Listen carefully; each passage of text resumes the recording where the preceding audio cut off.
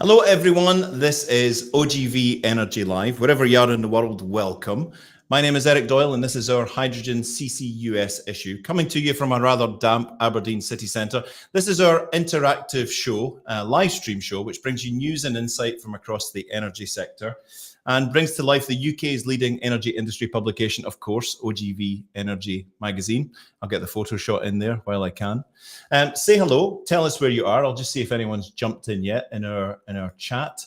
Hello to Saeed. Saeed, everyone gets a shout out on this show. Hello to Andrew Slesser. Great to have you with us, Andrew. Hello to Emils, to B. Jai, to Justin Hoffman joining us from Houston, I think, or maybe he's in Aberdeen already, getting ready for offshore Europe. Hello to David, Nicola, and James. If you could do exactly what these lovely people have done and just let us know where you are in the world. Also, let us know who you work for, and your marketing team will love you. Your leadership team will love you. Give us a nice message from where you are in the world, who you work for, and where you are and what you're doing. And if you're involved in this hydrogen CCUS space that we're about to talk about, we'd love to know about that too. Thanks to those of you who keep coming back to join us. This show would be nothing without our guests. If you're new to the show, each month we feature interviews and discussions with our partners from across the publication that month and across the wider energy industry. We want to update you on all the latest news and opinions on a specific related topic every month. Today, we're going to explore and unpack the very latest in hydrogen and carbon capture, utilization and storage. And we're going to be meeting some really special people at the leading edge of that industry today. In our industry spotlight feature today, we have Neil Rimmer, principal consultant from VYSUS Group. We have Mike Adams, CEO of Elemental Energies, and we have Stuart Duncanson joining us from who's the hydrogen technology manager from Hydrasun. We'll also be hearing all the very latest in what's happening in our markets, with a particular sway towards hydrogen with Diveena Danablalan from the EIC, and new to the show, Joyce Grigory from Westwood Global Energy Group, who's the director of hydrogen there. And we have a little treat for you at the end of the show, something to do with offshore Europe that's going to really interest you. We've got a little treat, so stay with us. Remember, we run a little incentive for the best comment and question of the day. The best comment and question put to any of our guests in the chat today is going to win a half-page article or advert in a future edition of the OGV Energy Magazine. So keep your questions and comments coming in, and remember to say hello. If you ask a great question or make a great comment, I'll put it to our guests. That's how we work it here. Now, to the topic at hand. I'll just clear my throat in readiness. The drive for sustainable technologies in recent years has been fueled with efforts to decarbonize industries through advancements in energy storage, hydrogen production, and carbon capture and storage and utilization, to name a few, proving to be pivotal in achieving our ambitions in our net zero economy. Hydrogen in particular has been deemed as the most promising alternative to fossil fuel sources and has a vast array of uses in sectors ranging from transport to heating and everything in between. The UK government has committed to a hydrogen strategy, which is going to support innovation in each segment of the hydrogen value chain: production, conversion, storage, and transport. However, at present, there remain several key areas of uncertainty surrounding each of the above, with significant research being required to ensure the safe, efficient, and cost-effective integration of hydrogen in our current infrastructures. To examine all of this in more detail and get into the real bones of all of this, we're going to bring in our headline guest today. I'm going to start with, if I can find him on my list, we have Nigel Holmes, the Chief Executive Officer at SHIFCA, the Scottish Hydrogen Fuel Cell Association. Hello, Nigel, how are you? Eric, good afternoon, and it's a pleasure to be here again. Fantastic. Great to have you back. Yeah, terrific. Looking forward to a good show? Absolutely. Plenty to cover, Eric, plenty to cover. But you're not single-handed, Nigel. We have a team with you here. Our next guest today is Martin McCormack, Director for CCS and Hydrogen at the ETZ, the Energy Transition. Hello, Martin. How are you? Eric, good afternoon to you, and good afternoon to all our viewers. And as David and others have said in the chat, welcome to a very sunny Aberdeen. So, very sunny. It didn't start off so much this morning, Martin. Shh, don't tell. Big sell for next week, Eric. Weather's always good in Aberdeen. I had echoes of the phrase from the Game of Thrones that winter's coming. It's definitely coming. Our last guest today, certainly by any means not least, is the Chief Impact Officer at the Net Zero Technology Centre. Please welcome Roy Stenhouse. Hello, Roy. Good afternoon, everybody, and welcome to the show. It's my first chance to join you, so I'm super excited. Oh, fantastic, fantastic. I'm just going to take this opportunity just while we're here to say hello to some of our guests. Brittany has joined us. Hello, Brittany Hoovey. To see you. We've got Mugera, Roberto. We've got a whole heap of people. Welcome to the show. Remember, and tell us who you are, and tell us who you're working for, and tell us if you have an interest in the subject that we're going to be talking about with these lovely people: hydrogen, carbon capture, utilization, and storage. My first question of the day is pretty much to the group.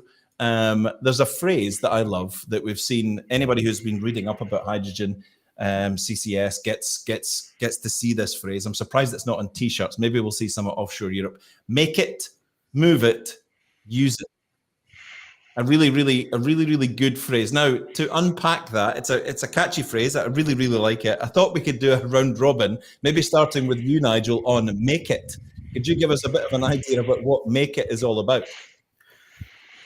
Yes, of course, Eric. So make it, the very first thing we do is we need to produce the hydrogen. So hydrogen doesn't exist. Well, there's virtually none of it available in nature. It's not like oil or gas where you go and find a big reservoir of hydrogen, although there might be some natural hydrogen kicking around if you're lucky. But 99.9% of hydrogen will be produced from other sources. So you need an energy input. So that energy input could be electricity. We can use the electricity to split hydrogen, or it could be some of the energy, for example, in a fossil fuel like methane. You can crack methane, steam methane reformers to make hydrogen and carbon dioxide. And this is where the bit about the carbon capture and storage becomes critical. So you take the CO2, you store it safely, and you end up with hydrogen with a low or zero carbon footprint. And this is all about making low carbon hydrogen to decarbonize. You mentioned your heat, your transport, and also industry is one of the really big application areas. So this is the first stage, the production of the hydrogen, and then we go on to the next bit, which is the move it. Roy, could you move it for us? I'd love to be able to move it for you, Eric. Once we start producing this at scale, there is various ways of genuinely moving it, and some of the activities that we have been undertaking here is to look at shipping, to look at pipelines, and there's various other methods out there. And currently, nothing is currently available at the scale we're talking about. So when we get that chance to move it, we really are talking about probably pipelines and major shipping opportunities. That's the most likely routes. I think that anything else will be, well, I'll be very interested if we can do anything that Star Trek could do, but at the moment it's going to be pipelines or it's going to be shipping, and I certainly see that happening across the globe just now. So pipeline and shipping, go for it. That's what very good. And Martin, I'm a big rugby fan. I never made it to referee level, but I've always wanted to scream use it at a scrum half. So the use it part, could you fill us in on that? Yeah, thank you, Eric. I see you've left probably the hardest part of this equation to last. Thank you for that. Yeah. Having said that, it's worth highlighting again another plug for Aberdeen. I think it's fair to say we're an international recognized hydrogen pioneering city, and that's because we've got about a decade of experience in terms of using hydrogen for transport. And probably hydrogen for road transport is probably the lowest hanging fruit at the moment. And this is the actual focus of the current project that some of the viewers may have heard of, the Aberdeen Hydrogen Hub project, which is a joint venture initiative between BP and Aberdeen City Council, and the entity is called BP Aberdeen Hydrogen Energy Limited, quite a mouthful. And their project's going to be fortunately based within the geography of the energy transition zone, and they're approaching final investment decision. We may come across the importance of final investment decisions going forward, but that's when a project will become a reality. But as mentioned, transport isn't enough on its own to really scale up the use of hydrogen, and I think there's two main opportunities currently around industry, and one is in the UK. We have 6 industrial clusters, some of them enabled by CCS. Many of them are looking to fuel switch to the use of low carbon hydrogen as part of their way of decarbonizing industry. And then finally, back to the point made earlier, the potential for large scale export. And one very significant industry market that's emerging is Germany. And we may touch upon that more going forward. So Hopefully, I didn't give away a penalty there in terms of the use it description. No, you didn't. You did. You did very well. My colleague Dan has just told me this. This always happens to me. I don't know why.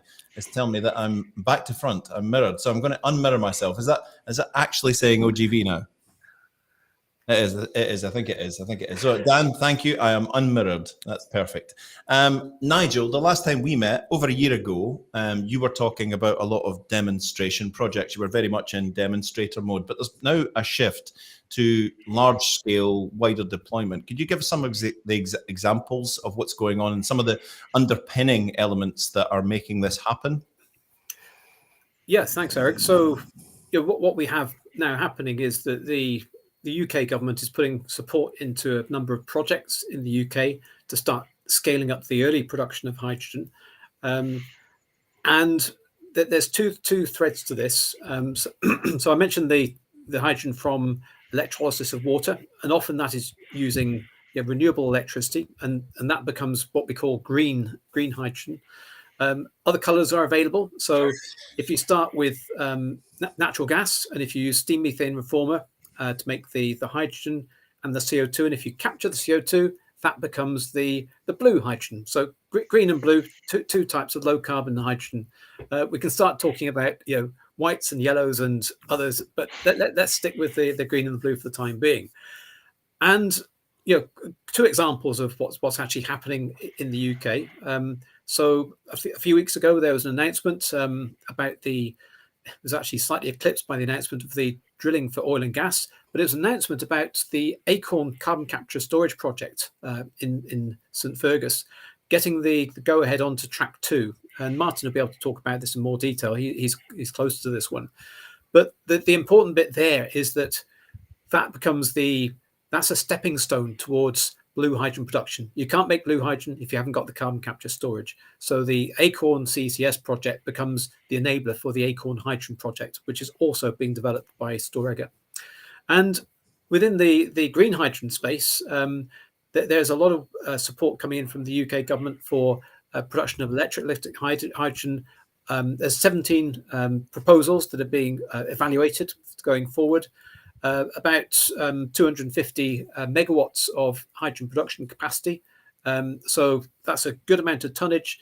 And much of that is linked to the user case actually starting to displace natural gas in industrial applications. And again, this comes back to the make it, move it, use it. If you don't have the user, then the business case for the making it becomes very, very weak. So this is where the support from the UK government helping with the hydrogen offtake, supporting that support for the production demand is becoming absolutely critical. Yeah, and that's an interesting point, Nigel, and I think this is probably the contentious point in the whole of the conversation of hydrogen. It feels like the UK could well be behind Europe, and hence the conversation around how we're going to transport this. It's actually very possible, and some of the work that we've done in the Hydrogen Backbone Link project, which I am going to get to say that it is being announced this week. It comes out into our website tomorrow, but it is looking like that whole export opportunity may actually engulf before our domestic markets pick up, because the Europe seem to be driving the hydrogen agenda slightly quicker than us, and that may sound odd, because I think I've heard comments like we've got to support a UK domestic first, but actually by exporting it, we do actually enable our supply chains to actually start looking at technology that can help part of that story. So even though we are considering this export route, it is equally possible that our supply chain benefit by going export first, because the demand is there. There is that risk, of course, that we miss the boat if we do focus UK centric, but we also are trying to address that. But it's interesting that we do see the UK market moving slightly differently, but how quickly they move would be very fascinating for me at the moment, because I do see a bit of a challenge ahead. Yeah, and Roy, your point about Germany is a really good one, because they've been looking at sourcing hydrogen from international markets. They put a couple of tenders out last year, and really up to now they've been focused on getting green hydrogen, but actually they're actually becoming a bit more broader in their approach. Why? Because to scale up quickly, this is where the blue hydrogen could actually play a major part. I gave the example of 260 megawatts of electrolytic hydrogen. The Acorn hydrogen project would actually be larger than that, just one blue hydrogen project. So the blue hydrogen production units at the moment tend to be bigger than the green hydrogen projects. And that's a sense of the customer. Again, the customer is not colorblind. They recognize the differences between the green and the blue, but depending on what they're trying to achieve. So it's about carbon reduction, then green or blue, or green and blue more likely will play a major part. Thank you for that. Thank you for that, gentlemen. We've had some really nice comments coming in from our audience. I'm going to go back to those in just a second. I'll just put Roberto's off just 1 second. That's fine. That's perfect. Martin, coming to you. Is Scotland viewed as a serious global player in this hydrogen CCS world? Yeah, it's a good question, and not to pick it up on Roy's point. I think this domestic and international market could be taken as two opportunities rather than one's better than the other. So I would certainly encourage us to look under every stone possible to try and enable a local market as part of enabling a significant market. Eric, where were you on the 31st of July of this year? Do you know what happened that was of significance? Nigel's already 31st of July. Track 2 announcement. Track 2 announcement. It was somewhat deflected or sabotaged or camouflaged, whatever word you want to use, by other announcement relating to oil and gas exploration licenses. But for Scotland, that was a major announcement. Unfortunately, 2 years later than we would hope for. For those on the audience that may not know, the UK government has run a CCUS sequencing competition, picking which industrial clusters in the UK would decarbonize first through the important tool of carbon capture and storage. Track 1 announcement was late-ish 2021. HyNet in northwest England and East Coast Cluster in northeast England were the two successful bids. And Scotland had a fantastic title called Track 1 Reserve. And I don't know if you've had remember the days of being at primary school where everyone gets a certificate. Some are more meaningful than others. But Track 1 Reserve basically means we've been waiting for 2 years until the 31st of July with no benefits whatsoever until, thankfully, along with the Harbour Energy Viking project in the UK, again in the northeast of England, Scottish Cluster Track 2, which is enabled by Acorn CCS, was announced as being part of Track 2, which now means we can access £1 billion UK government carbon CCS infrastructure fund, which will kickstart one of the most important things we have to do, which is decarbon industry and safeguard significant amounts of jobs and potentially add huge opportunities for new green energy jobs going forward. So I think we are a key player, and that's not. And I usually do mention ScotWind. 28 gigawatts of offshore wind is usually my opening comment, but I just wanted to come back to the importance of that Track 2 announcement, as Nigel had already flagged it. Just on ScotWind very quickly, Eric, again for the benefits of the audience, 28 gigawatts came as a very pleasant surprise. This is the Scottish government offshore leasing rounds. And I think it was early 22, 28 gigawatts, 25 initially, and then a further 3 gigawatts were added east of Shetland. Way, way, way more than Scotland needs to decarbonise its businesses and industries and homes and the likes. And that's deliberate, and that plays to the potential for large-scale, in this case, green hydrogen export, using, as Roy has said, probably initially ships, and there's a lot of different views on what's the best way to ship hydrogen, whether that's liquefied ammonia, liquid organic hydrogen carriers. Maybe there'll be questions on that from the audience. But then, this really important project that NZTC have been doing on behalf of the Scottish government, which is the Scottish stroke UK stroke Ireland offshore hydrogen backbone, which will really link us up to Europe onshore backbone, which is probably more advanced in its thinking than our own. So I'm rambling, so I'll stop. No, it was good. It was good rambling. We liked it. We liked it. Hopefully that eventually answered part of your question. It really did. It really did. And I'm going to go back to that question from Gavin McGill. I think it's an appropriate time. Now you've all had a bit of airtime. Gavin is asking, is the current UK domestic gas infrastructure capable of handling hydrogen? I understand calorific value is lower, so either flow or pressure goes up. Is the current solder brass pipework hydrogen leak proof? Who would like to grab that? So I can go for it, Nigel. Go for it, Nigel. Because I can talk the offshore network opposed to the onshore, which is probably more. So absolutely. So we can take this in two parts. So the gas networks, there's transmission, which is a bit like motorways, and this is where Roy's and the NZTC's work on the offshore pipelines is critical. And these typically run at normally between 50 and 100 bar pressure. So these are big metal pipes, running at high pressure. You then have the gas distribution networks, which run from about 10 bar pressure down to about a tenth of a bar pressure. And these are ones that actually go along your streets into your house. And often you'll be going along and you'll see a pile of yellow pipes at the side of the road. This is actually polyethylene pipe, and they've been replacing a lot of the older metal pipes with polyethylene. And this has been done for safety reasons, to actually improve the integrity of the low pressure network, particularly replacing old cast iron brittle pipes with the polyethylene pipes. Now, the good news is that the polyethylene pipes are totally compatible, obviously, with natural gas, and they're totally compatible with hydrogen.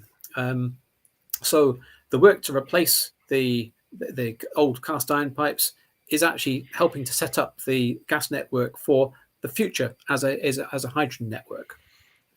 We've also seen a couple of comments about the material challenges with hydrogen, and in particular the one of embrittlement.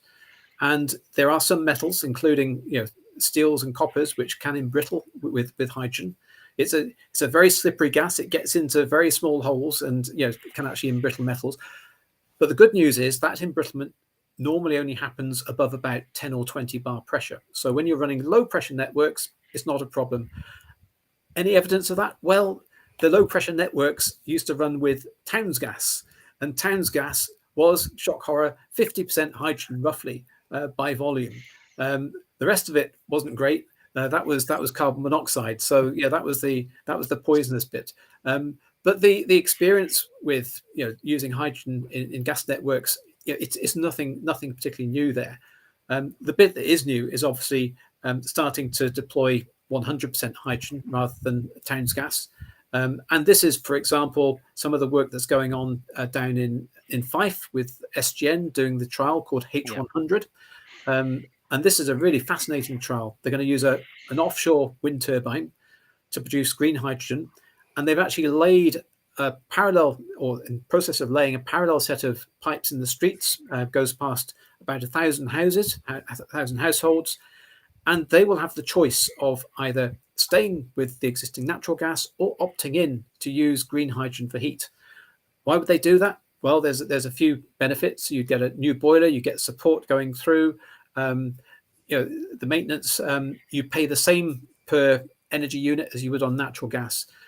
But the key thing for this trial isn't just about the technical performance, the commercial performance. It's, will people want to do it? Because we've seen a lot of discussions around trials happening elsewhere in the UK. And in fact, one trial, the Whitby trial, they basically canned the trial because there was not enough public acceptance of what was going on with the Whitby trial. So this is very much about, if we're going to be successful in using hydrogen for decarbonising heat or decarbonising transport, it's not just about the technology, it's not just about the economics, it's about, do people actually want to make that change? And Eric, could I just, Roy, if I could just sneak in a little before it's not like you, Martin. Not like you. Before the offshore side, just to add, that program that Nigel's alluded to, H100 in particular, is part of a UK-wide evidence build for the safety of hydrogen in our gas systems. So all the gas distribution networks, Cadent, SGN, and others, are all actively engaged in supporting a program that's been led by Ofgem. And two things to add on that, two major decisions that are coming up. One is potentially the UK government will announce its willingness to allow blending of gas, and that's where we will basically dilute the natural gas in the current system by adding hydrogen. And the point about calorific value is well made. We can put up to 20% by volume of gas. And by the way, that would mean all our current domestic appliances would work equally well. And that decision is due at the end of this year. So hold your breath. Let's see if the UK government actually delivers on that.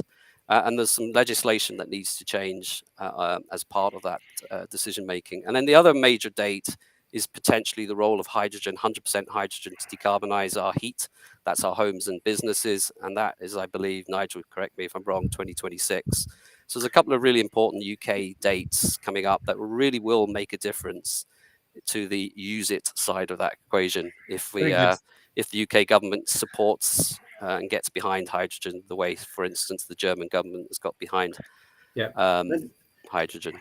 If I can just add in, Eric, they're stealing all your time there, Roy. It's perfectly okay. It's a legitimate conversation because the dates are very important for everybody to understand. Yeah. But I'm going to carry on because I've got the limelight, you see. So I was not daft here. But if we talk a little bit about the offshore piece, which is, I think, is also important to this, the major trunk lines that are currently gas or methane based today, the work that we've done in the report that you can read hopefully at the end of this week does actually explain that these pipelines could well be repurposed for hydrogen, probably hydrogen storage rather than hydrogen transportation.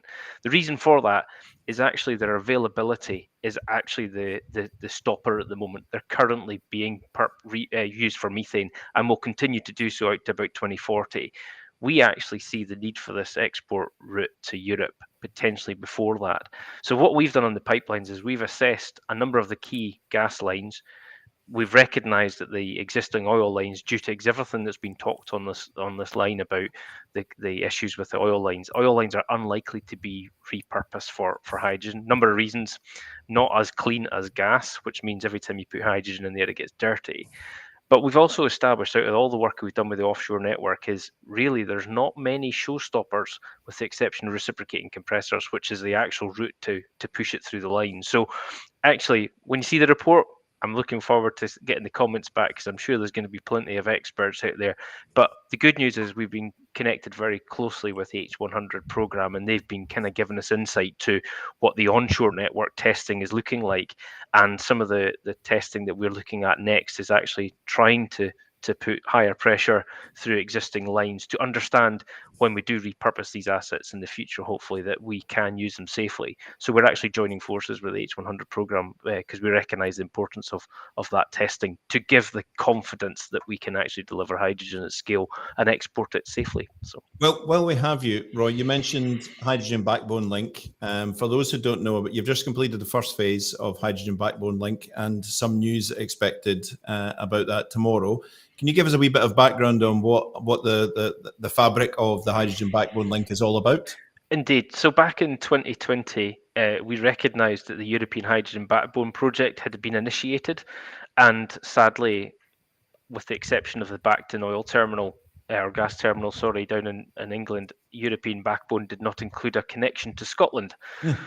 So we felt that there was a real importance to really push the opportunity, particularly for green hydrogen, and everything that Martin and Nigel suggested around the amount of offshore floating wind that's being considered through Scotland. There is a real option for green hydrogen. So we spent a lot of time focusing on what this scope of work would look like. And initially it was, can we repurpose existing pipelines? So back in 2020, we went to the government and said, look, we'd like some money to do this study. We recognised that we could probably get Scotland on the map from a European perspective.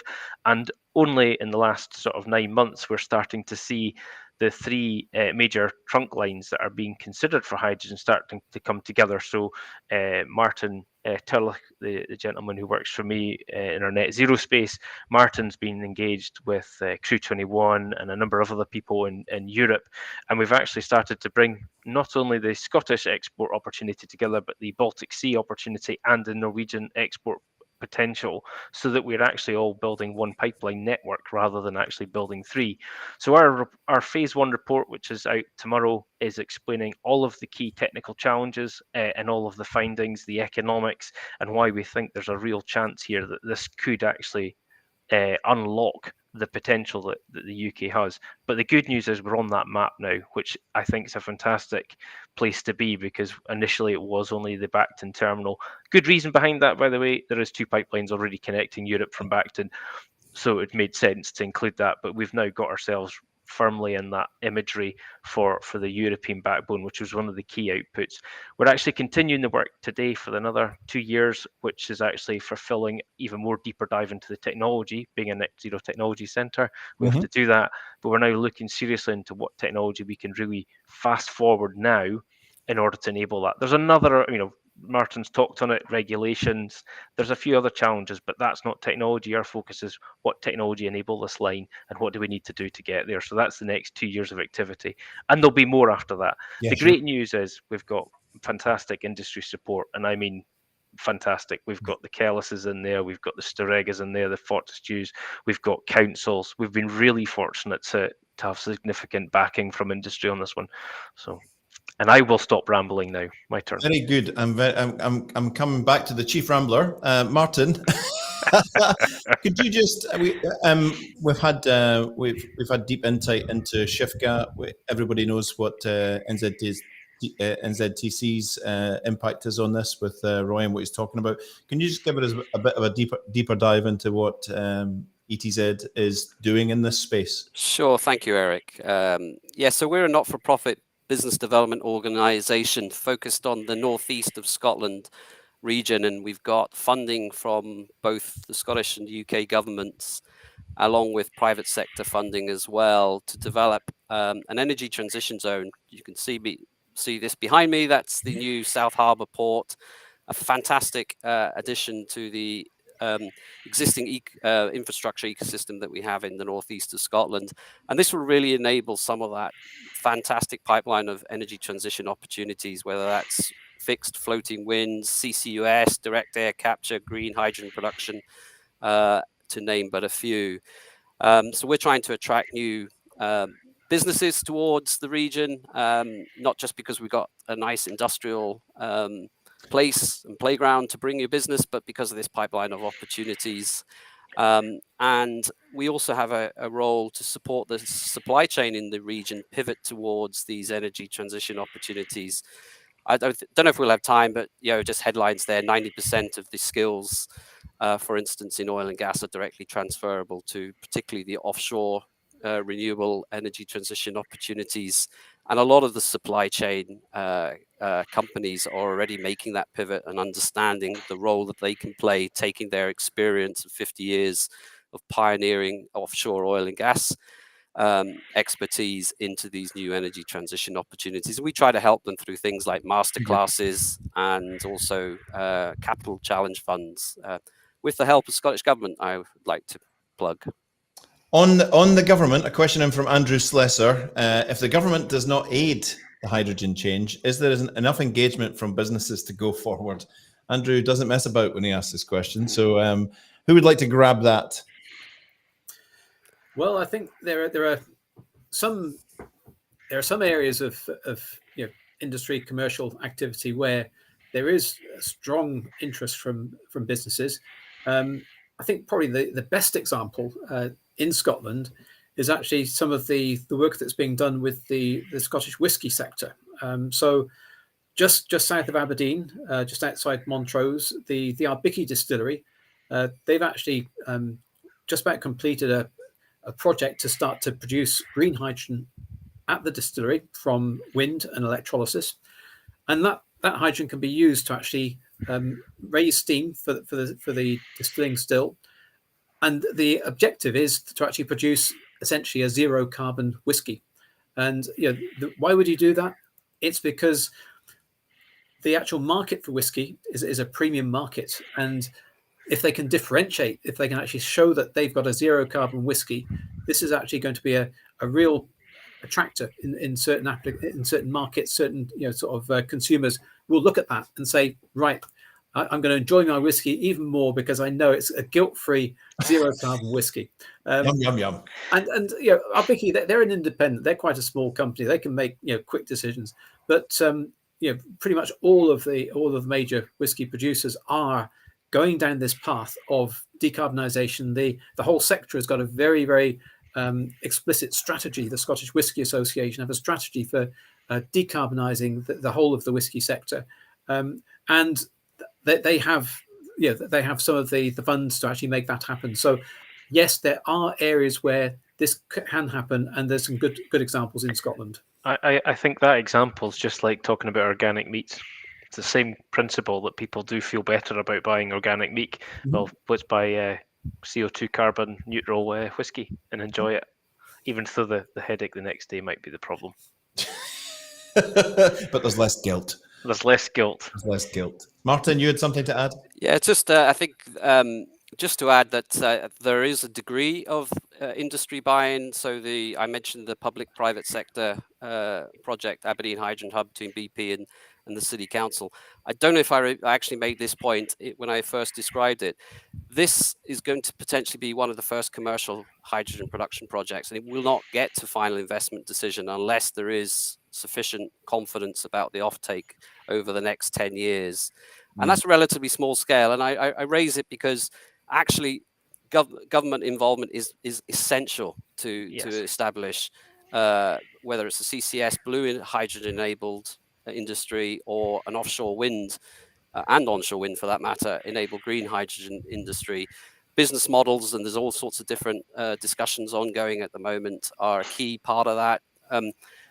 There are various shapes and sizes of business models, but some of your audience may be familiar with the contract for difference, the successful contract for difference approach that's been used to really stimulate offshore wind production. So the role for governments is going to be essential. And to be quite honest with you, even though some of these numbers sound big, they're not relatively big if you can compare them to European funding that's available, and then Inflation Reduction Act. You know, these are very significant industry international programs that are actually competing for investment. So we need to be careful, and we need to actually really encourage government to accelerate and get these business models finalize and allow projects to get to final investment decision. Andrew, I hope that answered your question. Yeah, we've got some fantastic questions coming in. We probably won't get to all of them, but we'll try our best. And there's always the conversation that continues on when this event is live, as it is on LinkedIn and other channels. Final question from me. It's rather ridiculous to try and cram in all of the activity and all of the investment and all of the focus on hydrogen CCS into half an hour's worth of chat. We should have done a show just with you guys, and we might even do that to progress it a little bit more. But Scottish Government, 5 gigawatts of low carbon hydrogen energy by 2030, 25 gigawatts by 2024. 2.5 million tons ready for export by 2045. To the casual layman like me, that seems really ambitious targets. The question is to this group: are they achievable targets, and are we on track? So the key here is they are achievable if there is sufficient energy input. You know, so if you've got lots of renewables, and the indications are that with Scotland coming through, there's going to be a lot of renewables on the wires. One of the big questions will be, will the wires be able to take it all? And this is actually where this isn't just about a question of electricity or hydrogen. This is a question of how you can use both electrification and hydrogen to actually maximize the recovery of energy, renewable energy, low carbon energy, and then deliver that to markets. And so the markets could be in the UK, and there's a really good question around, you know, why would you do hydrogen for heat if it's less efficient than electrification? Well, actually, it may be less efficient in theory, but in practice, it could be quicker to do, and it may not end up any more expensive to the user, because the way you can actually use the hydrogen to store energy, which is surplus energy, and then use it when you want it, could actually help to bring the cost of the hydrogen down. And in the same way, the demand from export markets could act as a big pull, and that will help to underpin the investments. Those investments will not just be in the hydrogen production, but it's likely to be in the wind turbines, onshore wind turbines, offshore wind turbines. This is a whole, basically, sequence of activities that, if they join together, I think we can actually deliver these targets. But it needs a lot of things to come together in terms of the market readiness, and there's a whole load of work to do around supply chain skills development. The timing of this is all challenged. So the 2030 target for Scotland, 5 gigawatts. Yes, it's probably still alive, but it's going to be a real challenge to get to that one. It's Martin can probably sort of add a few more comments in terms of how he sees it, but this is where green and blue will be critical. Yeah, if I could, I think my answer is probably a bit shorter for a change. I don't think we'll make 5 gigawatts by 2030. Okay, thanks, Martin. Thanks for coming. But it's really, and the only reason for that is 2030 is approaching too fast. It's just a practical limitation about how long it takes to, particularly to plan these major sized projects. CCS Track 2 enables large-scale blue hydrogen. Nigel's already alluded to the potential scale. I think when built out, Acorn Hydrogen, which is the sister project to Acorn CCS, is about 900 megawatts of hydrogen. So what is that? That's getting up to 20% of the target. So I think blue, and by the way, INEOS down in Grangemouth are thinking about of projects of that similar scale. So I think to get to 5 gigawatts is going to require a fairly significant base load of blue, which is still low carbon hydrogen, back to the colors. And I think the challenge is going to be enabling so much renewable power, particularly offshore, for the remainder. Another number, and Roy, this is hopefully not stealing your thunder, but a plug for your report. If I remember correctly, is 15 gigawatts is one of the cases that you've worked. 15 gigawatts by 2035. Why is that important? Well, that would sort of get you to the place where you could justify an offshore hydrogen backbone linking Scotland, Ireland, and the UK to Europe. That's the scale that we need to be able to produce to get something of that sort of a significance. I hope I haven't stolen your thunder, Roy. Not at all, but I'm going to answer the 5 gigawatt question, and I actually think I'm going to turn it around a little bit and say I think we'll have 5 gigawatts in planning by 2030. So back to Martin's point, I do believe that it's going to be a stretch to actually have that operational, but I think with the right support from government, which we're definitely starting to see, I think you'll perhaps have more than 5 gigawatts in planning by 2030, which is a slight play on, is it a target or is it just an ambition? So fair enough, gentlemen. We're at the coming towards the end of our little session. We've got we're all very excited. Offshore Europe is back next week. 50-year anniversary, 4 years in the making. And it's been great to see, in talking to some of the people that are involved, and we will meet a very important person towards the end of the show, that there was a day when I entered this industry that the hydrogen representation at Offshore Europe was a little scientist sitting in a 3x3 with a little diagram trying to explain to people that weren't really listening. But oh my goodness, have we got a different representation of Hydrogen CCS at Offshore Europe this year? That's very exciting in its own. Nigel, you've got some other events coming up which are very exciting. Yes, thanks, Eric. So, in fact, in Aberdeen and not very far from you as well, Eric. So we're back into Aberdeen for our annual conference. We've been up a couple of times before, and it's great to be coming back. Why? Because there's so much happening in Aberdeen. You can actually go around and catch the hydrogen bus. You can see the locations where the hydrogen's made, the refueling, and it's going to be end of October, so it's Wednesday the 25th of October and Thursday the 26th. On the Wednesday, we're going to be at the OGV tap room. So Eric, just downstairs, absolutely from where you're sitting right now.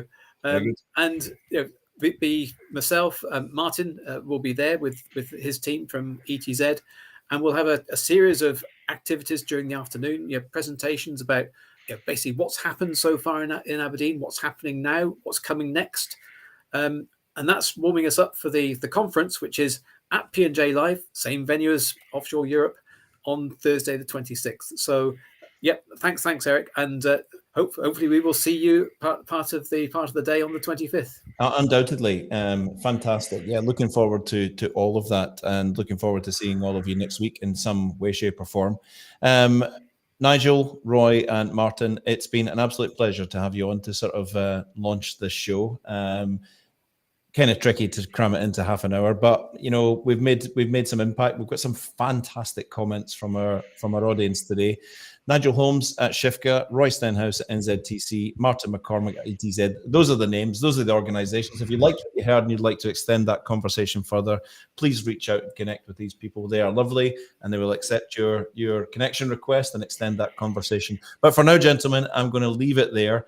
All the best in what you're doing. And I'm hoping it's not a year until we meet again to talk about this, but I'm sure when we do, there'll be even more to talk about, right? Indeed. Thank you, Eric. Absolutely. Yeah. Thanks so much, everyone. Thank you very much, and we will see you soon. Thank you. Bye-bye. And Martin, there we go. It's time now to switch to our industry spotlight section of the show. Wasn't that an excellent headline section? Now we're going to meet some companies that are doing things in the space, that are active in the space. We're going to start by welcoming them to the show. A friend of the show, you've been on twice before, but there's a new latter part to the end of your title there, Mike. Mike Adams, CEO of Elemental Energies. Welcome. Good to have you. Thanks, Eric. We have Neil Rimmer from VYSUS Group. Hello, Neil. Good afternoon, Eric. Good afternoon.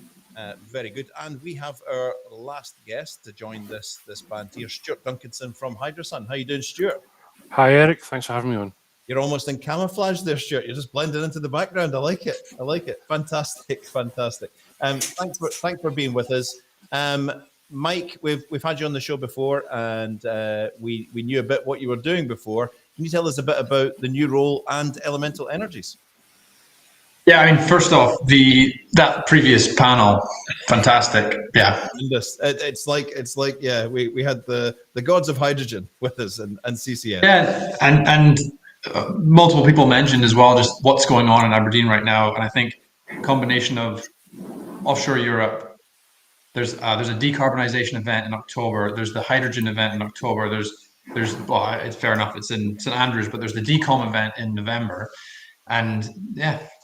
Yeah, what a great place to be based and working. Absolutely. And I really wasn't joking. I remember, I think my very first offshore Europe in the early 90s, it was walking around, I was looking at yellow trees, ROVs, really cool big stuff. And there was a little scientist with the little leather patches on his tweed jacket trying to wave a flag for hydrogen.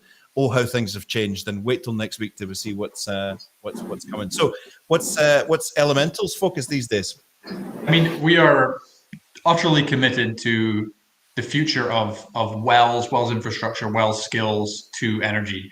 I think when we're talking about hydrogen and CCS, and we can draw those parallels to oil and gas, but anywhere where there is something that either needs to go underground or needs to come from underground, you need a well. And we can see a huge transfer of those skills and a demand for those skills, starting oil and gas, tackling decommissioning, and then looking forward to CCUS, to geothermal, to hydrogen, and all of those different areas. And we are incredibly passionate about how important that expertise is, because it plays such a critical integrity role in an overall system, all the way from, well, if you look at CCS, particularly from capture to storage, it is going through that infrastructure. It's incredibly important. Very much so. You don't have to use Google that much to find reports that tell you about how important this is. But one McKinsey report tells us that CCS activity will need to grow 120 times by 2050 before those net zero commitments can be achieved. And one major element which is often overlooked is the role that well infrastructure plays. Why is it overlooked? I don't know why. It's not overlooked by us, and we're you know, it is good and it is bad. It is utterly essential to store, and in order to get from, you know, to move that transport infrastructure, you know, onshore, offshore, or however you're doing it, whether it's shipping or pipelines, in order to get into that store, you have to go through wells infrastructure. So it's good in that sense, but it also poses a challenge. Many of these stores are former oil and gas, you know, production reservoirs filled with wells. Those wells present opportunity. They can be repurposed, but they also present quite a significant challenge. If you imagine, in the carbon capture context, we're trying to store that forever, arguably, the carbon dioxide. And it is hard to store something filled with holes. So that wells infrastructure, we need it. And in many cases, we'll need to design and implement new infrastructure to withstand, a lot of activity. But we also have to really think carefully about all the old infrastructure that has intersected those reservoirs. And it doesn't matter if they're decommissioned. We still have to really consider that as a potential leak path. And so there's a large number of wells related questions that have to be asked and answered and designed to when you're looking at carbon capture. Yeah, absolutely. In your article in this month's OGV Energy, you talk about green sand. Can you tell us a bit about that? Yeah, I mean, fantastic project. And I think with CCS, that's one of those projects that's kind of captured the imagination. It's a real thing that people can look at. And it's groundbreaking in many ways. We've been involved in a number of different areas that are really, really interesting work for us. And that includes obviously looking at the wells, and there's many different types of well that go into any reservoir. Like I say, they can be abandoned, they can be production wellbores, injection wellbores, sidetracks, pilot holes from way back in the 1970s. All of that has to be taken into consideration. We also look at the rapidly evolving kind of regulation in the space, and a lot of that is changing over the course of these are big projects, and we're seeing a lot of evolution to that guidance and those regulations as projects advance. So that has to be taken into consideration, which is what we've been doing on green sand. And then for us, it's also been about working really holistically as part of a project team. There's lots of different parts of a CCS system, and even just when you're looking at the wells, there's many different aspects that need to be considered together. And I would actually argue that more globally in a CCS system, from capture all the way through transport to storage, there's a lot of considerations that are really important from an overall system as well. So we've been doing that with green sand, really working as a really close part with all the other engineers on the project. When you and I spoke on the show last time and the time before that, you were wearing a t-shirt that said it's all about the data. It's all about the data. Are you still wearing that t-shirt? Because you've always said that data issue has always been a challenge.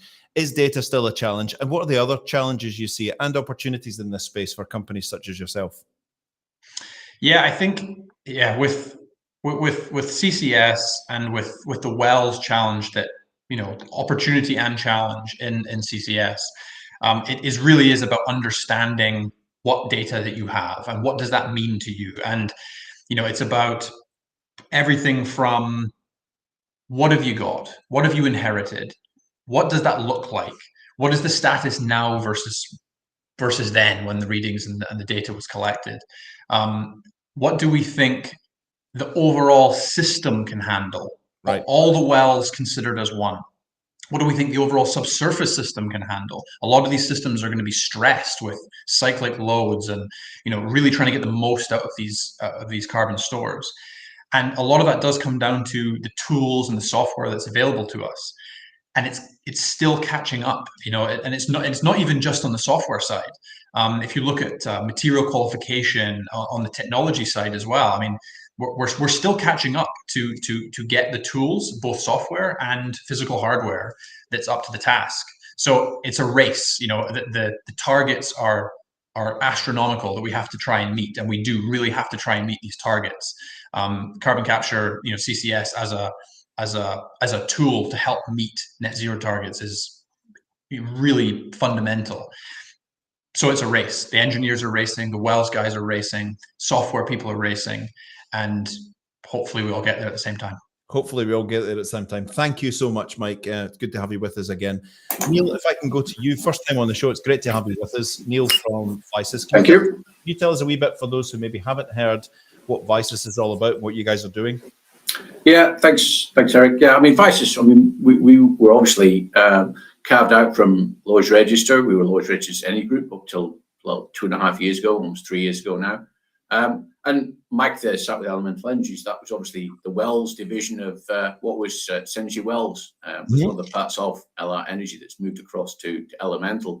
Fundamentally now, as a consulting business, focused on inspections, on risk and asset integrity, along with rig inspections, etc. But what we've seen and what we've targeted to do in terms of the new vision, as it were, in terms of VYSUS, is to focus on being part of energy transition, not simply sitting waiting for the legacy oil and gas where most of us come from. So it's looking at how we can adapt. So the likes of ourselves, in terms of involved directly with the energy transition, it's very much what is happening, following where the industry is moving, and that's very much in the emission space.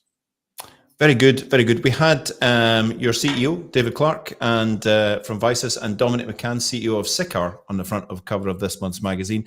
They gave a very insightful interview, and right at the top of that interview, they talk about DataBox and its ability to enable carbon scoring. Can you tell us a wee bit about that? Yeah, I mean, it's funny. I mean, it's been touched on slightly in the previous section, where the Whitby Village, in terms of had to be cancelled because people didn't trust the hydrogen. And we are, to a certain extent, on an OGV call, preaching to the choir in terms of the oil and gas industry. But step outside that oil and gas industry, and people don't believe the oil and gas industry's emissions figures. That's the bottom line. You know, the wider society has distrust to figures because essentially they've been able to mark their own homework. So with limited trust, you know, you need to get to verifiability, and that's very much been driven by regulation. So as regulation is moving, so the likes of ISSB, etc., coming in, and the inclusion of Scope 3 emissions, what has been reported in the past as a nice to have, or we can do it and we can just catch it up and do it in a few spreadsheets, it doesn't really matter. Suddenly, you've fundamentally got to get a proper carbon footprint of what you're doing. And when it comes to hydrogen CCS, it won't be accepted by wider society that here it is, we've just made up the number. Where's the verifiability of that number? It suddenly becomes complex because you've got to incorporate, as the EU calls it, the value chain, so the upstream and downstream effects of what you're doing. So you've got to encompass a lot more of your emissions profile to get a true carbon footprint.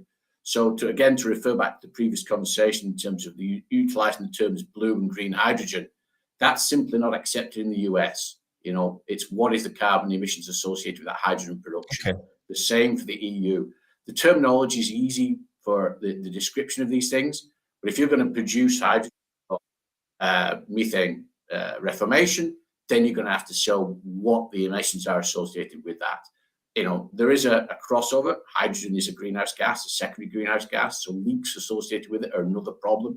And you've got to drill down to, these are the real numbers, this is verifiability. And what we've done is, with DataBox, we've partnered with a technology provider down in Edinburgh, an IT company, SICAR, and essentially built upon the sort of 20 plus years of measuring and validating EU ETS figures and adapting that to the existing data you've already got.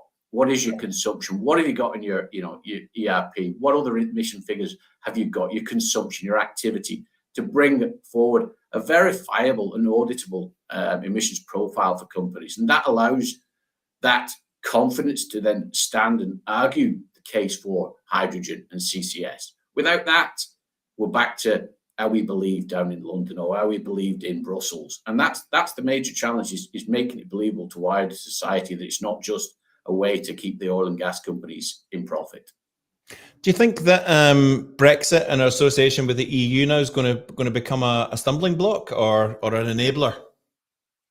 Actually, there's two sides to that.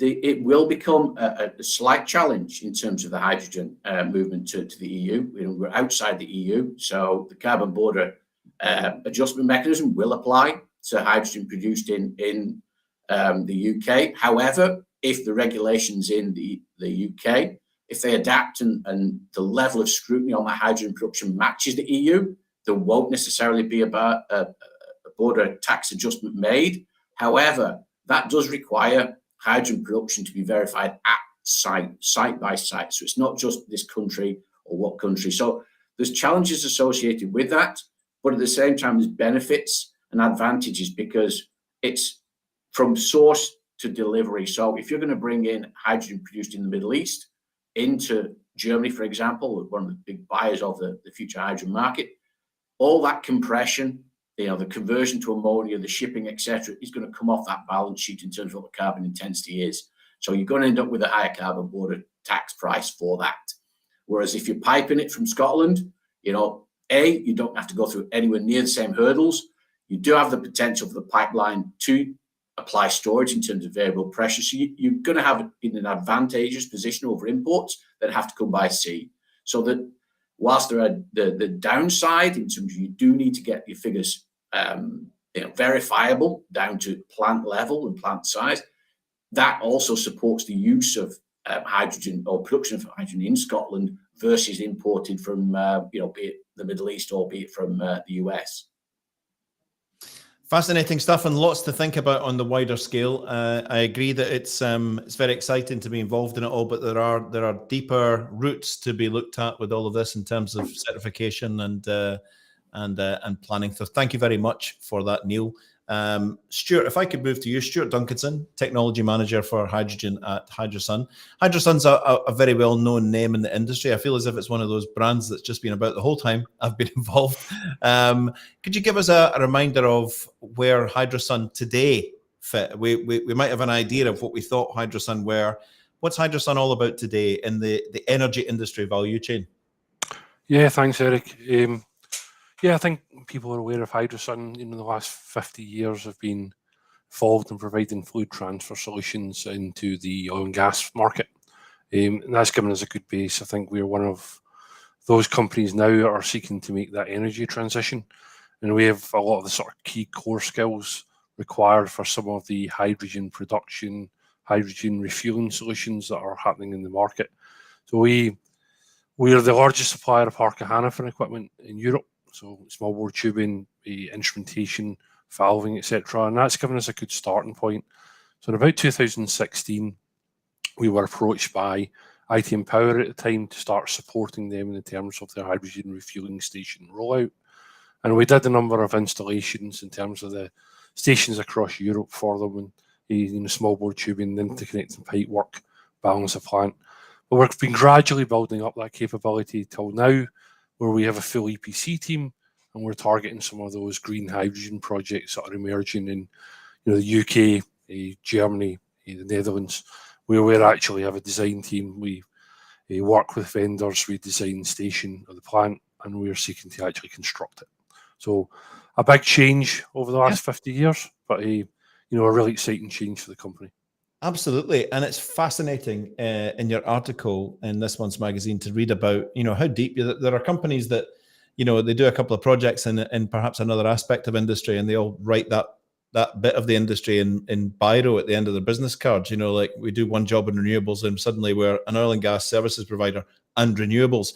But you guys are going full on into this. You're becoming a major player, a major supplier into it as well. But also things like the thing that fascinated me, the new Hydrogen Training Academy in Aberdeen. Yeah, absolutely. I think we've dabbled within the training exercise, in terms of providing small bore tubing, etc. in the past. We've been extremely lucky that Scottish Government, Scottish Enterprise have supported us in the development of this new facility. And we're kind of focused in on that just transition that Martin McCormack mentioned in the last panel session, where he talked about training up oil and gas skills for alternative energies. We've got a similar opinion. We think that, from a maintenance, a small bore tubing type approach, most of the technicians in oil and gas carry 90% of those skills required to support hydrogen production. And the purpose of the training centre is to give them that exposure to hydrogen and help them basically set up and transition and support those projects as they emerge. So we're generating courses at the moment in and around hydrogen awareness, hydrogen safety. We're doing more sort of safety passport related stuff as well. We'll be the first provider in the northeast of the CCNSG safety passport course. But we're also doing very hands-on specific training, pressure testing, helium leak testing. That's very important skills in order to commission and test a refueling station, as an example. So really exciting stuff. And ultimately what we'd like to see is almost a full hydrogen production, hydrogen refueling station facility at that training centre. Wow. And actually have technicians come in and actually learn hands-on to be able to maintain the infrastructure that's been put in place. You've also got a new facility which has got hydrogen capability or hydrogen fringes to it in Glasgow, right? Yeah, we've actually just expanded that again. So we'd opened a second facility in Glasgow 12 months ago, targeted specifically at hydrogen production, hydrogen manufacture. We've actually outgrown that with the design team. So we've actually taken a third office. We've got a third office now with space for another 40 engineers in it. So you can see the level of growth. We've gone from having about 7 or 8 people when I joined 12 months ago now to almost 70 people involved in the hydrogen market. So a massive growth and huge opportunities to continue to grow into the market. Fantastic. I'm sure there's going to be a good representation from yourself and your colleagues around offshore Europe next week to extend that conversation. We will be up and about, and we look forward to talking to people. Absolutely fantastic. I'm gonna pick up on a question here from Jonathan Jones. I won't be able to get all of it on the screen. I'll get some of it on the screen. Couldn't agree more with it's all about the data for CCS and hydrogen, and more broadly the energy transition. Is any of this really possible / viable without a solid data digital infrastructure? Where are the opportunities to pilot tech? I'll just close that and read out the rest of that. Where are the opportunities to pilot technology within leading CCS hydrogen projects? Mike, do you want to grab that? Yeah, no, I totally agree. I mean, like I said, the kind of evolution of the kind of data and digital infrastructure, the evolution of the regulation, it's all intertwined. The regulation is also evolving just as fast, and that affects our ability to invest and companies' ability to invest in all sorts, from software to hardware, because the technology side as well, the physical technology that's used in these projects is also evolving just as fast. And I think in every big project, certainly every big project that we work on, there is a responsibility to look at, what technology does this project need? What is available? What is the readiness of that technology? And we all have to play a part in continually assessing, the readiness and the kind of the testing, the implementation of that technology, and having an open mind of how these projects will be delivered, because things are advancing so rapidly. So we need to have a continual view of the regulation, of the software, of the hardware, and actually how do we implement these projects. Gentlemen, it's been an absolute pleasure to be with you. I'm sure if it's not yourselves, maybe it will be yourselves. Are you going to be around for Offshore Europe next week? Yes, will be. Yes. Absolutely. Fantastic. So Neil from VYSUS Group, Mike from Elemental Energy, Stuart from Hydrasun, thank you so much for joining us. Please, for our guests today, if you heard something, wells, ESG, environmental sustainability certification, and hydrogen technology, equipment and training facilities and all of that, pick up the conversation with these guys, reach out and connect and grab them over the next week or weeks and months. Thank you so much for being with us today, gentlemen. It's always a pleasure. Thank you so much. Thanks, Eric. Thank you. Bye-bye. Bye-bye. Now we're going to move to our Market Watch section of the show. We've got a slight hydrogen flavour to this. We're going to welcome, for the first time to the show, Joyce Grigory, Director of Hydrogen at Westwood Global Energy. Hi, Joyce. How are you? Well, thank you very much. Hello, everyone. Thank you very much. It's good to have you with us. And Diveena Danablalan, who's just becoming a cornerstone of this show now, aren't you? You really are. You just can't keep away. I try to be, definitely. Unfortunately, I'm going to be off from Friday. You're going to be off from Friday, and we wish you all the best with that. But also, you give me a heart attack every time because you're so cool with this show that you just drop in literally a couple of seconds before you're due on air. But you're very good, and you're both very welcome. Thank you so much for being with us today, Joyce. As our newest face from Westwood, we thought we'd go to you first, if that's okay. We saw recent announcements that the UK government has selected a short list of hydrogen projects, and we've heard about some of that activity there today. Can you give the audience that's with us today a wee bit of context behind this negotiation stage that we're in? Yeah, exactly. So Nigel mentioned a little bit about this at the very start of the program, but I think it's also kind of helpful for the audience who are probably a little bit less familiar with some of the funding that's available, just to kind of run through very briefly, what that looks like. Now, the government they set aside a £240 million fund as part of a net zero hydrogen fund to really support both blue and green hydrogen projects. And that fund is split into 4 different strands. The first 2 are really focused on providing DevEx and CapEx support. And there were 2 rounds that were held. The results of the first round were announced at the end of March, and there were 15 successful applicants. 15 of the projects were green, and 2 of them were blue. And then round 2 opened shortly after those results were announced. And the applications for that round closed in, I think it was around June time. And the results from that round are actually pretty imminent. I think they're due at around middle of September. But in addition to the strands 1 and 2, there's also strands 3 and 4. And this is for the support of CCUS and non-CCUS projects that not only require the CapEx support, but they require ongoing revenue support, which is provided through the government's business models. And they have 2. They have one for hydrogen and one for CCS. Okay. And so kind of coming back to your initial question, the announcement that you mentioned refers to the hydrogen allocation round, or the HAR1 as it's called. And that falls under the strand 3, really providing support for the green hydrogen projects. And it's really the first of, the government has said they're going to be issuing annual allocation rounds.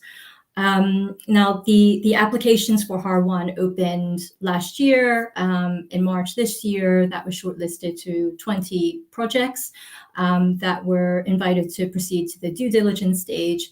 And now that's been whittled down to 17 projects, which are, proceeding to this kind of final negotiation stage. When do you expect this negotiation stage to conclude, and what are the next steps? So there's still some Q&A type of activities that are ongoing this month. The projects need to submit additional responses to the government in September. And once that activity is done, the government is expected to award the contracts in Q4 of this year, which basically means that the developers have the green light to crack on with their projects and work towards getting them operational by 2025. And HAR1 looks to support up to 250 megawatts of green hydrogen capacity in this particular round. And if you add up all the capacity of the 17 projects, it's just over 250 megawatts. So there's still a little bit of potential for maybe another project to not go ahead, or there might be some slight changes on the capacity of some of the announced projects. But in general, you would assume that the majority of that list is now already set. And so it's really down to the negotiations. Then in terms of what happens afterwards, so beyond the HAR1, the government really want to move very quickly, and they want to hold a second allocation around the HAR2 in Q4 this year. So after they make the announcements for the contracts, and the 3 projects that withdrew from the HAR1 had actually been invited to reapply for the HAR2. And the government has run a consultation to make some improvements on the HAR1 process and to kind of shape what the HAR2 is going to look like. And they're currently reviewing some of the comments around that.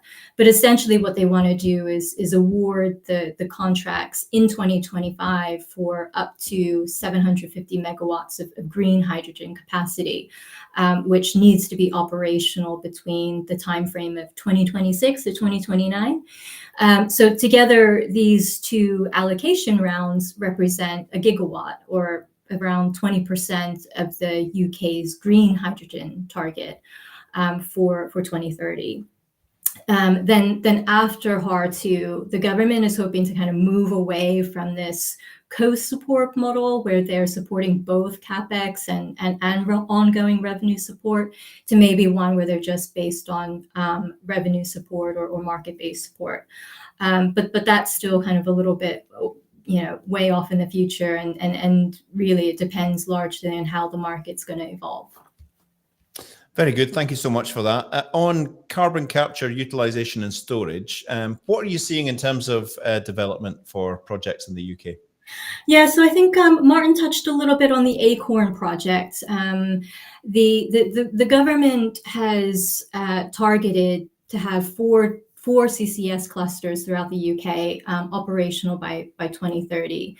And they selected 2 of those clusters as part of the Track 1 process. And the clusters that got selected were the East Coast Cluster, which is underpinned by the Northern Endurance Partnership, BP, and that's decarbonizing the Teesside region. And the second of those projects was HyNet in the northwest of the UK, and that's decarbonizing the Manchester and Liverpool regions. Then you have Track 2, so that's to decide the remaining 2 CCUS clusters. And they were announced in the end, and the clusters that got selected were Acorn in Scotland and Viking CCS, which is just south of the Northern Endurance Partnership, and it's a bit closer to the Humber region, which is kind of the another major industrial cluster for decarbonization. But we also know that the Solent cluster, which is in the south by Southampton, as well as the Morecambe cluster, which is north of HyNet, also submitted letters of or expressions of interest, as they call them, during the Track 2 process. So essentially, we already have certainty over which of the 4 UK clusters the government is going to be targeting. And just to kind of round that off and touch on one of Nigel's point earlier that he mentioned at the start of the program is just how intrinsically linked the development of both like the CCS clusters and the blue hydrogen projects are, because you essentially have like each cluster has one major blue hydrogen project, at its core, and that blue hydrogen project really serves as the anchor project that provides a steady stream of CO2 to the carbon store. So it's actually pretty crucial that you have these 2 aspects of the project moving in tandem, because you can't really have one without the other. Very good. Absolutely excellent insight into what you're seeing in hydrogen and carbon capture projects. Diveena, I thought it'd be good to check in with you. What are some of the major trends, significant trends that you are seeing on your side for hydrogen carbon capture projects? So I thought, I guess, because Joyce is covering UK, I'm going to cover rest of the world, sort of. Obviously not in 5 minutes. However, I think I can say from our data, the good news is that we're actually seeing, in terms of proposed projects at least, the numbers are going to exceed last year's figures, definitely. Right. So we're only just coming into September, and at the end of Q2, we've already seen more than 80% of the number of projects recorded in 2022. So this is, for us, signals that is very promising. However, the issue is a little bit, despite the fact that there is high capex associated with both hydrogen and carbon capture. So for hydrogen, we're estimating over $630 billion of spend on the sector alone, globally up to 2030. The reality is that actually, in terms of FIDs, so final investment decisions, we've actually seen relatively few over the past 2 years. So to put this in some kind of perspective here, we've seen around $13.7 billion in spend associated with around 35 FIDs. And this is over the past 2 years. And the majority of this spend was actually associated with just one project. So that's Saudi Arabia's NEOM. So that's around $10 billion. And that indicates, obviously, that the others were much smaller scale projects. And then I guess when you look more closely at those 2 figures, you've got 630 billion versus 14 billion committed. It's barely 2% of the expected spend. So we clearly have a long way to go in order to meet the commitments globally. And it's a very similar picture when we look at the stage of projects actually associated with the sector. Very few are actually in the construction phase. So around 75% of the projects that we're tracking are in very early stages. So this is feasibility and conceptual design versus around 15%, which are in EPC phase. So this to us does sort of signal that there is a lack of investor confidence actually in the sector, which is slowing progress to a certain extent. And I would actually go so far as to say the story is quite similar in carbon capture as well. Over the past 2 years, we've seen FIDs declared on less than 10 projects worldwide, according to our data. Majority of these are actually associated with the USA. And this is out of the potential 270 projects worldwide.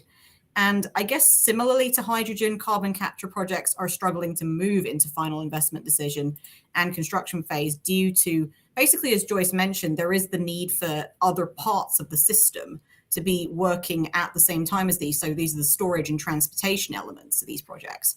And there's a lot of focus at the moment that we're noticing on the capture element, but not so much on these other elements, which need to be developed too. Also, of course, you've got various issues around markets for demand that need to be better developed. We can see this is now happening for hydrogen nowadays, with agreements being signed between nations. So, for instance, this year we saw Netherlands signing multiple contracts with Saudi Arabia, Brazil, and Spain as of this year for hydrogen. And also, I guess quite critically, the business models, of course, need to be finalized. And those aren't uniform across the globe either. So in short, it's kind of a bit of a mixed bag. I know I'm making it sound a bit more critical than it actually is. However, you're only seeing what you see. I know I can only say what the data is showing at the moment, which is the fact that there is plenty of interest at the moment. Definitely the political will is there. The developer will is there. And there are plenty of projects in the pipeline for both of these sectors. It's just that the timelines around these projects and also the financing elements are the biggest unknowns at the moment.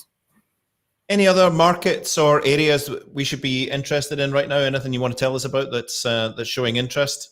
Yeah, actually. So I did mention, I guess, previously the US. So that's an area that we're keeping quite a close eye on. And it's not just because of the boost from IRA, actually. So we've seen these projects continue before IRA in terms of moving into construction phase. And it has seen the highest amount of project activity around carbon capture FIDs over the last 2 years. And it also ranks third, according to our data, in terms of potential spend on hydrogen projects up to 2030. And this is behind Australia and Egypt. It's also the country which has the highest number of projects in the construction phase globally as well, across both sectors, in fact. And we're seeing movement across several projects, such as the Beaumont Blue Hydrogen Plant, which involves Linde, the Elk Hills Carbon Capture Plant involving Fleur and NextDecade. So this actually recently received funding from the DOE. And also the Permian Basin Direct Air Capture Project, which also received funding from the DOE. And it involves Technip Energies, Siemens Energy, and Worley. So these are just like some of the projects to watch out for the US. Also, can't obviously go off hydrogen without mentioning Australia. Main aim for Australia, of course, is to become main exporter of hydrogen by 2030. And that's going to achieve production under, they say, $2 to Australian dollars per kilogram. And the adoption of these hydrogen hubs basically appears to be key here. And there's already been financial commitments by the government to fund 7 hubs for early stage development. And according to our data, we're expecting to see over 71 billion worth of CapEx spend across over 80 projects in Australia by 2030. Crikey. No, I know. So there is a significant opportunity there, shall we say. It's just, once again, it's a timeline. Struth. Diveena, I asked our headline guests if Scotland's been taken seriously as a contributor to this whole hydrogen CCUS world. What are you seeing as where the UK ranks in the world in this? So, I mean, if we're talking about supply chain, the UK supply chain is very well known globally for having proven expertise in hydrogen and carbon capture, especially when it comes to the engineering side. There is obviously a lot of ambition from other nations to become world leaders in hydrogen and implement carbon capture technologies and, of course, boost their own domestic supply chains. And there is a little bit of a worry at the moment, I think, that the UK is beginning to start lagging behind compared to other nations, especially when it comes to financial commitments, both to these projects and also to helping the supply chain achieve this. It's no secret, FIDs for UK projects, it's already been mentioned, it's slipped to the beginning of 2024. However, all of these projects are basically ready to break ground. So as soon as they hit the go button, it's go time, essentially. And RFQs, Joyce mentioned this, they're expected in the second half of this year, so definitely watch that space. It's not too little too late at the moment. So I do think that the UK could still be in that pack of becoming, a world leader in some of these technologies. However, I think that we are realizing that the window is rapidly narrowing as more and more nations begin implementing their growth strategies at a more rapid rate, essentially. And the issue at the moment is we still need clear policy, we still need timelines, and we still need financially viable business models for the sectors to flourish. On that note, that sobering note, Diveena, we're not going to see you for a while because you're going to be busy for the next couple of months. Very busy. Yes, I will be, definitely. Are you able to share with us why? Oh, yeah, absolutely. So I'm going on maternity leave. So I'm going to be having my daughter mid-September, first child. So it's going to be an interesting learning curve away from doing analytics. For sure. We wish you all the best with that. And we'll be sure to keep in touch. We might send you the odd question every now and then. I'll go for it. Please do. It'll keep the brain fresh. Joyce, thank you for your insight from Westwood Global Energy Group today. Diveena, as usual, thank you for your insight from EIC. If you'd like to extend those questions and that conversation, please get in touch with these two wonderful people. But for now, Joyce and Diveena, thank you very much. It's been excellent. See you soon. Bye-bye. Thank you very much. Bye-bye. Bye. Now, if you are in any way involved in the energy sector, as most of our audience will be, you will no doubt know, it can't go without being noticed, that next week is SPE Offshore Europe. It's back, 2023, it's back. We've been waiting for 4 years for this. It's the 50th anniversary. So we thought it'd be nice to check in with the person who is at the leading edge of putting all of this together. Please welcome Jonathan Heasty from RX Global. How are you doing, Jonathan? I'm brilliant. Thank you very much. How are you, Eric? Are you good? I'm great. You've been sitting in that green room, breathing in all this hydrogen for over an hour. How are you feeling? Are you okay? I'm feeling a little bit high, to be honest. No, it's great. I mean, it's been really, really good listening to the panelists. I think it shows, and I hope this is manifested in next week's Offshore Europe, how the industry has changed over the 4 long years that we haven't been around. There's been a lot of development. There's obviously challenges, but there's a huge amount of opportunity, exciting opportunity that we've listened to today. And I guess that sums up what next week, I hope, will bring to all of the wonderful people that are coming, including, I hope, most of the people that are watching this session today. Oh, absolutely. The attendees and our guests and the viewers. Now, just to put this in context, you and your team do Offshore Europe. Yes. That's it. Indeed. Yeah, well, we do lots of different shows involved in other events as well, including in renewables, but we've got SPE, obviously, that we work with as our partner, who put together the conference program as well. So yes, so for 4 long years, particularly in the context of Offshore Europe, we've been getting out of bed every morning, and we sit now at the pinnacle, hopefully, of delivering a huge amount of value and knowledge to everybody that's attending next week. I'm excited. I'm ready to pop. I bet. I mean, I'm guessing in terms of preparations, you're pretty much done. But how's it going? How's it all shaping up? It's shaping up really well. I mean, I expect it to be very similar to the scale of what it was in 2019, but with a different vibe. So just to echo what I was saying, and again to echo the subject matter that we've all been learning about, the event has includes this time a huge amount of energy transition focus. The conference, obviously, as you would expect, put together superbly by SPE and various committees, is touching on lots of transition technologies and areas. Hydrogen and carbon capture come up numerous times. Geothermal is there, and you'll learn a huge amount across that program, not just the keynote strategic sessions that are running, but also the technical streams as well. And it's very much put together by the industry for the industry. I think I'm right in saying, and please don't quote me if I'm not, that it is the only free to attend SPE conference anywhere on the planet. So when you think about what's going to be delivered, you think about the brilliant speakers, the knowledge that you can tap into. I would encourage everybody to get down there. It only takes your time and hopefully a few pennies to travel to see us all in Aberdeen next week. And you can feast on all of the knowledge and expertise, some of which you've enjoyed today. I can tell you that the gods of hydrogen that you referenced, at least 2 of them, are live with us next week. And all 3 organizations are definitely there. The EIC indeed are there as well. So please do come along. And then away from the conference, we've got obviously the exhibition, which is packed full of around 800 different exhibitors. This time round, as well as the traditional upstream oil and gas, we've got a trail that's highlighting, I think at the minute, 121 of those exhibitors that have got solutions that can help accelerate our transition towards net zero today. There's at least it's all twos and ones. There's 121 exhibitors, and I know at the minute there's 211 products from those 121 exhibitors.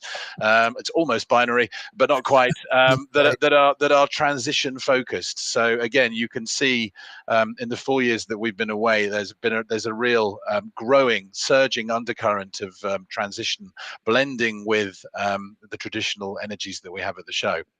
And it sounds very much. I mean, I wasn't joking when I went. Well, maybe slightly joking, but there was a day when I used to go to offshore Europe and things like that. There was loads of yellow steel work and people with big chunky valves and things, and a little scientist sitting saying, "What about hydrogen? This is really cool." And people are like, "Yeah, but look at this ROV. It's fabulous." Yeah.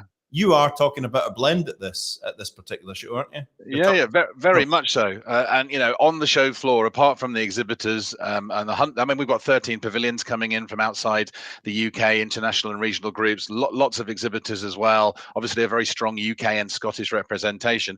But in between all of the kit that they're going to be showcasing across the energy industry, there's also a new hydrogen hub. Again, Nigel and Shufka have been helping us put together the program there. You can access that for free. Little bite-sized chunks of knowledge as you do business on the floor. You can tap in and swell your brain and your chance of success as you wander around. There's an offshore wind hub that's brand new, obviously looking at wind, and green hydrogen certainly will be part of that. There's a huge energy transition theatre covering all the different approaches, about 200-seater, 3 times bigger than it was in 19 when it was first introduced. One on future talent that looks at the skills, the people needed to power the transition from a resource perspective, including reskilling existing talent. There's one on future opportunities, which is very much focused on decommissioning of offshore assets, including offshore wind and also late life extension, but also looks at carbon capture and at geothermal. And the EIC, our friends at the EIC, are putting together a collaboration theatre, which is about how the supply chain can work together to tackle the transition and really, accelerate what we're doing. So there is content everywhere. There are people everywhere. There are technologies across the entire gamut of energy to help accelerate our progress to a better energy future.